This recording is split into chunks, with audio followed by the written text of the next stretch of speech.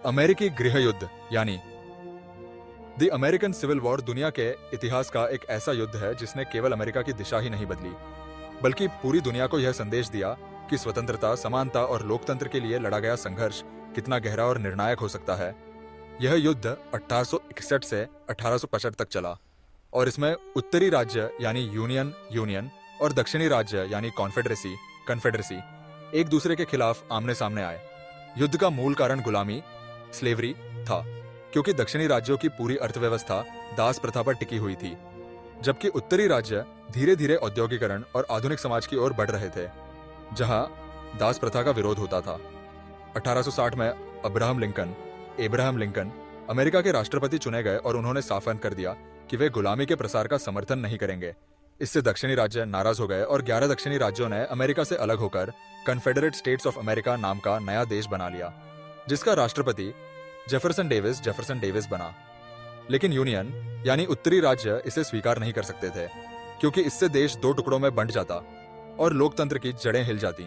इसी कारण 12 अप्रैल 1866 को जब कॉन्फेडरेट सेना ने साउथ कैरोलिना के फोर्ट समटर पर हमला किया, तो यह युद्ध आधिकारिक रूप से शुरू हो गया। युद्ध के शुरुआती दौर में दक्षिणी राज्यों की सेनाएं मजबूत दिखीं, क्योंकि उनके पास अनुभवी जनरल्स थे जैसे रॉबर्ट ई ली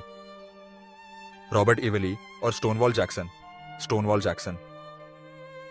जबकि उत्तरी राज्यों के पास जनसंख्या, उद्योग, रेल मार्ग और हथियारों की बड़ी ताकत थी।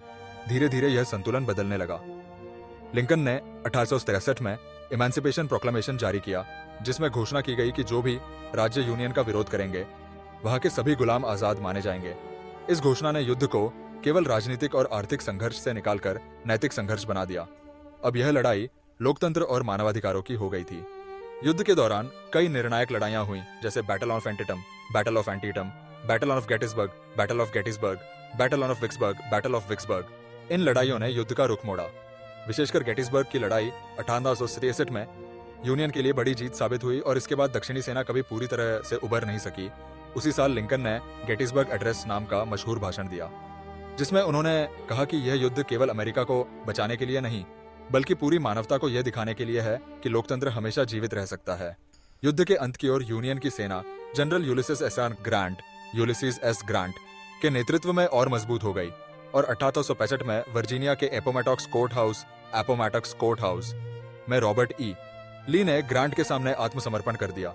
इस तरह 4 साल तक चला यह रक्त रंजित युद्ध समाप्त हुआ, लेकिन इसकी कीमत बहुत बड़ी थी। लगभग 6 लाख से अधिक सैनिक मारे गए और लाखों नागरिक प्रभावित हुए। परंतु इसका सबसे बड़ा परिणाम यह निकला कि अमेरिका से गुलामी की व्यवस्था हमेशा के लिए समाप्त हो गई और संविधान में 13वां संशोधन 13th अमेंडमेंट पारित कर दास प्रथा को गैरकानूनी घोषित कर दिया गया। इसके साथ ही 14वां और 15वां संशोधन भी आया, जिसने अफ्रीकी अमेरिकियों को नागरिकता और वोट देने का अधिकार दिया। हालांकि वास्तविक समानता की लड़ाई आगे कई दशकों तक चलती रही। अमेरिकी गृहयुद्ध का प्रभाव केवल अमेरिका तक सीमित नहीं रहा, बल्कि पूरी दुनिया ने इससे सीखा कि लोकतंत्र को बचाने के लिए और मानवाधिकारों की रक्षा के लिए जनता कितनी बड़ी कुर्बानी दे सकती है। यह युद्ध हमें यह भी सिखाता है कि किसी भी समाज में अगर असमानता और अन्याय लंबे समय तक बने रहते हैं, तो अंततः वह विस्फोट होकर सामने आता है और बड़ा बदलाव लेकर आता है। अमेरिका ने इस युद्ध से एकता, समानता और स्वतंत्रता का जो संदेश दिया, वह आगे चलकर पूरी दुनिया के लोकतांत्रिक आंदोलनों के लिए प्रेरणा बन गया। आज भी जब हम अमेरिकी इतिहास की बात करते हैं, तो गृहयुद्ध एक ऐसे मोड़ की तरह सामने आता है जिसने अमेरिका को दुनिया की सबसे बड़ी लोकतांत्रिक शक्ति बनने की नींव दी। इस युद्ध ने अब्राहम लिंकन को भी विश्व इतिहास का महान नेता बना दिया, क्योंकि उन्होंने न केवल यूनियन को बचाया, बल्कि मानवता को यह भी दिखाया कि नैतिकता और न्याय के लिए लड़ाई जीतना संभव है। उनके नेतृत्व ने साबित किया कि एक सच्चा लोकतांत्रिक नेता केवल सत्ता बचाने के लिए नहीं, बल्कि न्याय और समानता स्थापित करने के लिए लड़ता है। अमेरिकी गृहयुद्ध की यह गाथा केवल गोलियों और तोपों की कहानी नहीं है, बल्कि यह इंसानी हिम्मत, बलिदान और विश्वास की कहानी है, जहां लाखों लोग अपने विश्वास के लिए खड़े हुए। इस युद्ध ने आधुनिक अमेरिका को गढ़ा और पूरी दुनिया को यह सिखाया कि आजादी और समानता के लिए कोई भी कीमत बड़ी नहीं होती। यही वजह है कि इसे इतिहास के सबसे महत्वपूर्ण युद्धों में गिना जाता है और आज भी इसे पढ़ते और सुनते हुए हमें यह एहसास होता है कि लोकतंत्र, मानवाधिकार और न्याय की रक्षा करना हमेशा सर्वोच्च कर्तव्य है। अमेरिकी गृहयुद्ध के समाप्त होने के बाद असली संघर्ष की शुरुआत तब हुई जब देश को फिर से जोड़ना था और एक नए समाज का निर्माण करना था। यह दौर इतिहास में रिकंस्ट्रक्शन एरा यानी पुनर्निर्माण काल के नाम से जाना जाता है और 1865 से लेकर 1877 तक चला। गृह युद्ध भले ही सैन्य रूप से खत्म हो चुका था, लेकिन इसके सामाजिक, आर्थिक और राजनीतिक परिणाम इतने गहरे थे कि उन्होंने पूरे अमेरिकी समाज को बदलकर रख दिया। युद्ध ने अमेरिका के दक्षिणी हिस्से को तबाह कर दिया था। वहां की खेती बर्बाद हो गई थी, शहर खंडहर में बदल गए थे और दास प्रथा खत्म हो जाने से उनकी पूरी अर्थव्यवस्था चरमरा गई थी, क्योंकि कपास और तंबाकू की खेती पर आधारित यह समाज गुलामों के श्रम पर ही टिका हुआ था।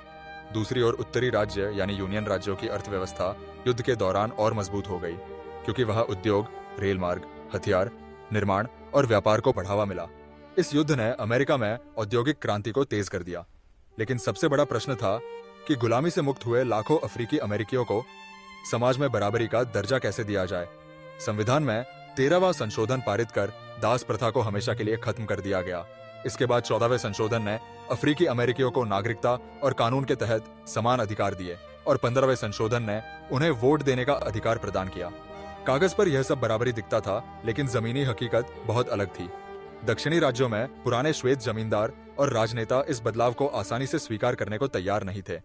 उन्होंने अफ्रीकी अमेरिकियों को दबाने के लिए नए कानून बनाए, जिन्हें ब्लैक कोड्स कहा गया। ये कानून गुलामी के खत्म होने के बावजूद अश्वेत लोगों को नीचा दिखाने और उन्हें आर्थिक, सामाजिक और राजनीतिक रूप से कमजोर बनाए रखने के लिए थे। अफ्रीकी अमेरिकियों को अक्सर जमीन खरीदने से रोका जाता, उन्हें स्कूल और अच्छे संस्थानों में पढ़ने की अनुमति नहीं दी जाती, और अगर वे किसी प्रकार की स्वतंत्रता दिखाते तो उन्हें हिंसा का शिकार होना पड़ता। इसी समय कुख्यात संगठन क्यू क्लक्स क्लैन के का उदय हुआ, जिसने आतंक और हिंसा के जरिए अफ्रीकी अमेरिकियों को डराने का काम किया। दूसरी ओर पुनर्निर्माण के दौरान उत्तर से आए कई राजनेताओं और उद्योगपतियों ने दक्षिण में अपनी पकड़ मजबूत की, जिन्हें कारपेट बैगर्स कहा गया। स्थानीय दक्षिणी लोग इन्हें लालच और अवसरवाद का प्रतीक मानते थे। इसी तरह दक्षिण के ही कुछ लोग जो यूनियन के साथ खड़े हुए थे, उन्हें स्कैलावैग्स कहा गया। इस दौर में अमेरिकी राजनीति बेहद अस्थिर रही और बार बार संघर्ष होता रहा कि दक्षिणी राज्यों को यूनियन में किस शर्त पर वापस लिया जाए और नए समाज की संरचना कैसी होगी। इस बीच लाखों अफ्रीकी अमेरिकियों ने शिक्षा की ओर कदम बढ़ाए और चर्चों तथा सामाजिक संस्थाओं के माध्यम से अपने लिए नया जीवन बनाने की कोशिश की। इस युद्ध ने महिलाओं की भूमिका को भी बदल दिया, क्योंकि युद्ध के दौरान महिलाएं न केवल घर और खेत संभाल रही थीं, बल्कि नर्स, शिक्षक और सामाजिक कार्यकर्ता बनकर नई पहचान बना रही थीं। क्लारा बार्टन जैसी महिलाओं ने युद्ध के दौरान घायल सैनिकों की सेवा कर रेड क्रॉस जैसी संस्थाओं की नींव रखी। तकनीकी दृष्टि से गृह युद्ध आधुनिक युद्धों की शुरुआत था। पहली बार रेल मार्गों का व्यापक उपयोग हुआ, जिससे सेना और रसद की तेजी से आवाजाही संभव हुई। टेलीग्राफ ने संचार को बदल दिया। आयरन क्लैड युद्धपोतों, लोहे से बने जहाज ने नौसैनिक युद्ध की दिशा बदल दी और हथियारों में भी नई तकनीकें आईं। इन सब ने आगे आने वाले युद्धों की रूपरेखा तय की। गृह युद्ध ने सैनिकों के जीवन को भी गहराई से प्रभावित किया। लाखों सैनिक महीनों कैंपों में रहते, बीमारियों से मरते, खाना और दवाइयों की कमी झेलते और मानसिक आघात का शिकार होते, जिसने पूरे राष्ट्र को हिला दिया। लिंकन की शहादत ने उन्हें लोकतंत्र और मानवता का प्रतीक बना दिया और उनके बाद राष्ट्रपति बने एंड्रयू जॉनसन को पुनर्निर्माण की जटिल चुनौतियों का सामना करना पड़ा। लेकिन वे दक्षिणी श्वेतों के प्रति नरमी बरतते थे, जिससे अफ्रीकी अमेरिकियों को अपेक्षित सुरक्षा और बराबरी नहीं मिल सकी। धीरे धीरे पुनर्निर्माण की नीतियों का विरोध बढ़ा और 1877 में समझौते के साथ यह युग समाप्त हो गया। इसके बाद दक्षिणी राज्यों ने जिम क्रो लॉज लागू किए, जिनके तहत नस्लीय अलगाव, रेशियल सेग्रीगेशन को कानूनी मान्यता मिल गई, यानी अफ्रीकी अमेरिकियों और श्वेतों को अलग अलग स्कूलों, बसों, रेस्तरां और सार्वजनिक स्थानों में रखा गया। इसने नस्लवाद को और गहरा किया। युद्ध ने अमेरिका को अंतर्राष्ट्रीय स्तर पर भी मजबूत बनाया। ब्रिटेन और फ्रांस जैसे देशों ने शुरुआत में दक्षिणी कॉन्फेडरेसी को समर्थन देने की सोची थी, क्योंकि उन्हें कपास चाहिए था। लेकिन जब लिंकन ने गुलामी के खिलाफ नैतिक अभियान शुरू किया, तो यूरोपीय देश पीछे हट गए और यूनियन की जीत ने अमेरिका को एक नैतिक शक्ति बना दिया। गृह युद्ध ने यह साबित किया कि लोकतांत्रिक व्यवस्था संकटों से गुजर सकती है, लेकिन टूटती नहीं।